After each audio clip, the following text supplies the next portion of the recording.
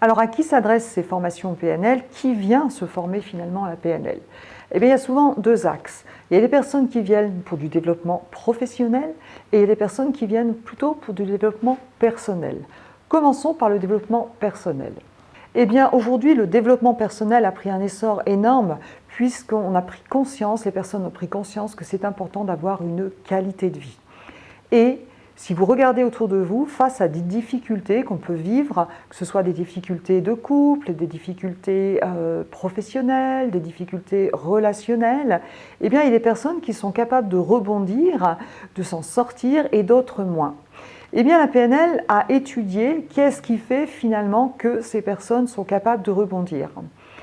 Eh bien, on s'est aperçu que pour être capable de rebondir, il faut être clair sur ses valeurs, qu'est-ce qui est vraiment important pour moi. 2, il va falloir savoir ce que je veux, avoir des objectifs, mais ce n'est pas encore suffisant. 3, il va falloir être capable d'avoir un état interne, une émotion qui me permette de mettre en place mes objectifs. Et en plus, on a besoin de communiquer, puisque nous vivons dans un environnement avec d'autres êtres humains. Eh bien, ces capacités, que ce soit communication, émotion, ça s'appelle pour moi des soft skills, de compétences transversales. Eh bien, les personnes qui viennent se former en PNL, à titre en développement personnel, vont acquérir des compétences. Ça va leur permettre de mieux savoir ce qu'ils veulent, ça va leur permettre de savoir dire oui, de savoir dire non, de savoir se positionner. Ça va leur permettre de mettre en place des stratégies de réussite pour avoir la vie qu'ils ont envie d'avoir. Et donc, en termes de développement personnel, il y a vraiment un travail qui se fait sur le passé, le présent, le futur. Et c'est vraiment une clé de réussite. Franchement, chez certaines personnes, je dis on pourrait prendre une photo avant que la personne arrive en formation et après, et vous le verrez dans les témoignages, on a vraiment des témoignages surprenants. Maintenant, quelles sont les personnes qui viennent pour du développement professionnel? Eh bien, des managers, des chefs d'entreprise, des psychologues, des personnes qui sont dans l'accompagnement, qui veulent obtenir des outils d'accompagnement puissants. Ce sont des personnes qui sont déjà dans l'accompagnement ou des personnes qui veulent complètement se reconvertir. Ils veulent obtenir des compétences pour mieux accompagner, pour être plus efficaces, des compétences pour leur permettre d'être professionnels, d'accompagner avec élégance et efficacité dans différents domaines.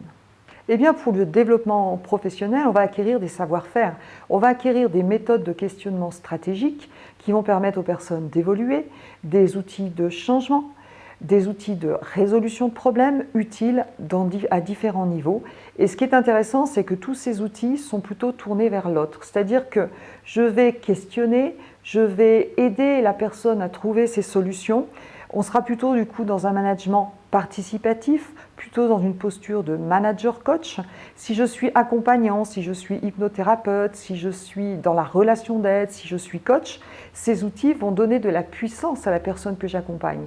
Je vais avoir une posture particulière pour vraiment rendre la personne actrice de ces changements et ça, c'est vraiment génial. Il y aura donc aussi un savoir-être relationnel avec une bienveillance particulière.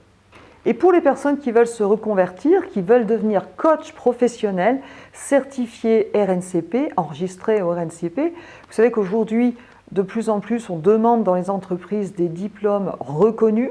Eh bien, ces personnes commencent par le cursus PNL pour cumuler d'autres outils d'accompagnement puissants, efficaces et terminer par un titre professionnel de coach reconnu au RNCP.